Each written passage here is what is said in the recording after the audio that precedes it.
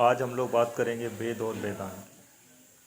आर्यों की सभ्यता में जाति व्यवस्था जो थी वो कर्म के आधार पर थी। बाल विवाह नहीं था, पर्दा प्रथा भी नहीं थी और छुआछूत भी नहीं था। हमारे यहाँ वेदों की संख्या है 4।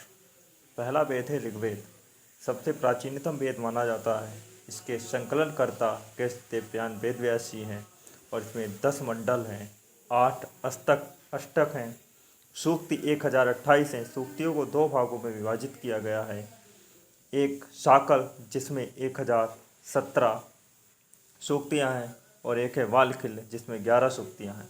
इसमें 10,562 या 10,462 के करीब मंत्र हैं।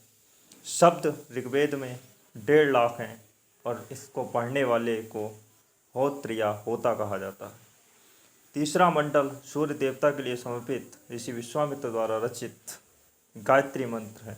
चौथे मंडल में कृषि के बारे में बताया गया है और 7वें मंडल में दशराज युद्ध का वर्णन किया गया है जो वाराणसी नदी पर राजा सुदास के साथ हुआ था और इसमें राजा सुदास की विजय हुई थी। 7वें मंडल को लिखने वाले ऋषि वशिष्ठ हैं और 8वां मंडल हस्त लिखित रचनाओं के बारे में बताता है जिसे खिल भी कहा जाता है।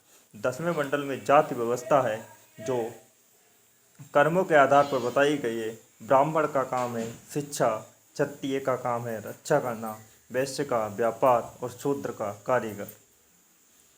ऋग्वेद का उपवेद है आयुर्वेद, सुश्रुत के अनुसार आयुर्वेद अथर्ववेद का उपवेद है।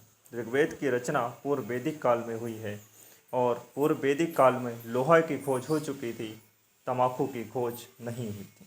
उत्तर वैदिक काल 1000 बीसी से 600 बीसी तक चला। उत्तर वैदिक काल में त्रयी या त्रयी की रचना की गई है। त्रयी में आने वाले 3 वेद ऋग्वेद, सामवेद और यजुर्वेद। सामवेद को संगीत का जनक कहा जाता है। स्वरों का पहला प्रयोग सामवेद में हुआ था। सामवेद को पढ़ने वाला उद्गाता या उदात्रु होता है। उपवेद सामवेद का उपवेद जो है वो गंधर्व वेद है और सामवेद का संकलन करता भरत मुनि। सूक्त इसमें है 1810 ऋचाएँ मतलब मंत्र। अब बात करेंगे यजुर्वेद की। यजुर्वेद में यज्ञ और कर्मकांड से संबंधित बातें बताई गई हैं। यह वेद गद्य और पद्य दोनों में लिखा गया है। इसको पढ़ने वाले को अथर्वणीय कहलाता है और उपवेद इसका धनुर्वेद है। इसका संकलन करता विश्वामित्र है।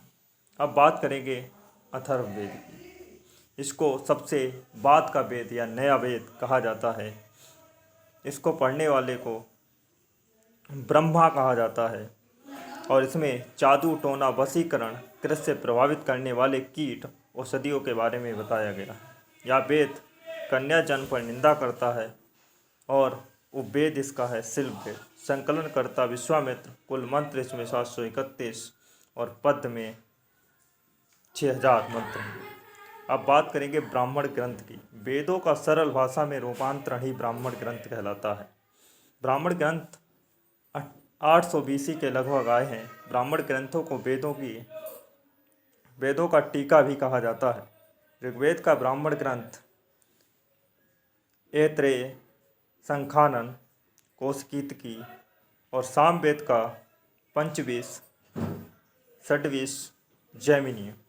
यजुर्वेद का कैश शाखा जिसे तैत्रेयी, शुक्ल शाखा शतपथ ब्राह्मण बोला। अथर्ववेद का गोपथ ब्राह्मण। उत्तर वैदिक काल के वेद विरोधी और ब्राह्मण विरोधी धार्मिक अध्यापक को श्रवण कहा जाता है। वैदिक गणित का अंग शुल्ब सूत्र को कहा जाता है। यह पुस्तक संबंधित है ज्यामिति से। अब बात करेंगे वेदांग। वेदांग कितने होते हैं? 6। नंबर 1 शिक्षा, नंबर 2 कल्प, नंबर 3 निरुक्ति, नंबर 4 छंद, नंबर 5 ज्योतिषी, नंबर 6 व्याकरण। व्याकरण को जानने वाला पाणिनि ने लिखा है अष्टाध्यायी। अब बात करेंगे रामायण के बारे में। रामायण को संस्कृति में महर्षि वाल्मीकि ने लिखा है। अवधि में गोस्वामी तुलसीदास ने लिखा है, जिसे श्री रामचरितमानस कहा जाता है। इसमें 7 कांड हैं। नंबर 1 बालकांड, नंबर 2 अयोध्या कांड, नंबर 3 आर्य कांड नंबर 4, किष्किंधा कांड नंबर 5, सुंदर कांड नंबर 6, लंका कांड नंबर 7, उत्तरकांड। अब तमिल में रामायण को किसने लिखा है? तमिल में रामायण को कम्बन ने लिखा है, फारसी में बदायूं ने लिखा है, बांग्ला में कृतिवास ने लिखा है, अंग्रेजी में RTH ग्रिफ्थ ने लिखा है, बाल रामायण बभूति ने लिखी है। अब बात करेंगे महाभारत की। महाभारत के रचयिता महर्षि वेद व्यास हैं के द्वारा बोली गई है। कुरुवंश और कौरवों तथा पांडु वंश के पांडवों की कथा है। इसमें इसका अन्य नाम जय और भारत है। इसके लेखक गणेश जी हैं और इसमें श्लोक 24,000 हैं। अब बात करेंगे पुराणों की। पुराण के रचयिता लोमहर्ष एवं उनके पुत्र उग्रश्रवा हैं। पुराणों की संख्या है 18। सबसे पुराना पुराण जो है वो मत्स्य पुराण है, जिसमें आंध्र और सात वंश के बारे में बताया गया है। भगवान विष्णु के 10 अवतार, पहला अवतार मत्स्य अवतार, दूसरा कूर्मा अवतार, तीसरा 12वां अवतार, चौथा नरसिंह अवतार, पांचवा 52 अवतार, छठा श्री रामचंद्र अवतार, सातवां कृष्ण भगवान अवतार, आठवां परशुराम, नवा बुद्ध और चौथा कल्कि। कल्कि अभी कलयुग में होने वाला अवतार है। ये बातें 4 युगों के बारे में विष्णु पुराण में बताया गया है। 4 युग सतयुग, त्रेता, द्वापर, कलयुग। वायु पुराण संबंधित है गुप्त वंश से। विष्णु पुराण संबंधित है मौर्य वंश से। भगवत पुराण संबंधित है कृष्ण भक्ति से।